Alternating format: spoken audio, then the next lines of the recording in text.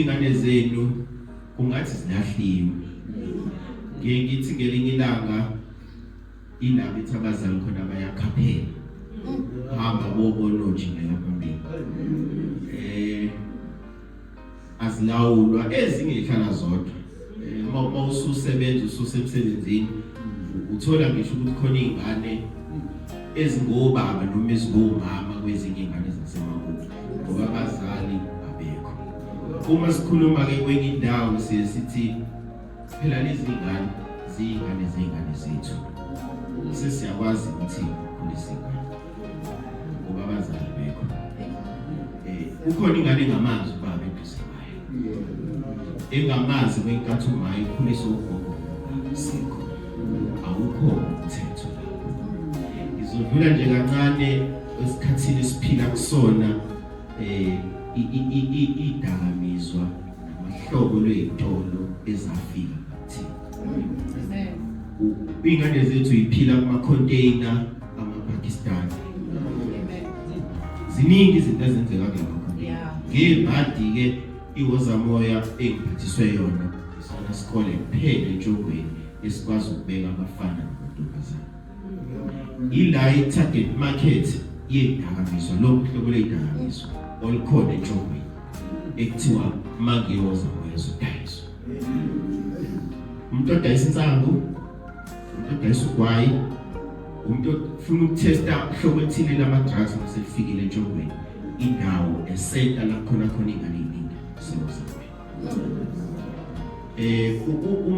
Uma la mama phezulu ubuka ezansi uyabona emakhoneni esikole 4 corners nabantu abahlale bedilika ngaso sonke isikhathi bezodilika ama-drugs. Siyakwenza-ke esikwenzayo njengesikole, siyakwenza ukwenzakalayo nabantu abaparticipate-ayo bafike kuzoseshwa ungawathuli kodwa-ke break uzokuthola inhloso enkulu-ke babafundisi namhlanje ukuthi bengizocela Jehova, ngiyazi ukuthi uma ngicela ngiphakathi kwezilwane uzivumelele umthandazo. Sasa kuze koshaya umhla 29 November we are writing examinations. Ngicabanga ukuthi zonke lezi zinto esengiyibalile niyazibona ukuthi siphazamisa kanjani. Izocela simeke ukukhona kaJehova ekutheni labantwana baphazamiseke. Konke abakufundileyo kukhumbule. Balekeleleke kuzona zonke kuyona yonke imimoya engase kubuya abahlasele ngesikhathi isikhathi. Siqashule izibopho ezayiboshiwe ezibongweni nasemagameni abantu. Umuntu uyayathi akusophumelela umuntu kulowa muzi usuke sethakathe waqeda. Ngizocela ukukhona kukaJehova ukuthi asinqamule lezo ziqalekiso. Ngiye ngathi ngikhuleka endlini yami yokukhuleka ngibona 80 to 85%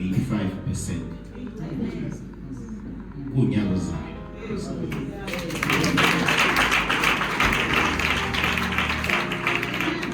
Hayi ngathi ngisho njalo esikoleni ngomnyaka ngithi ngiyabona 80 to 90%, isikole sathu 98%. Khona umthisha singasixoxa naye yazi ukuthi ngiyabona 80 to 85 lezingane.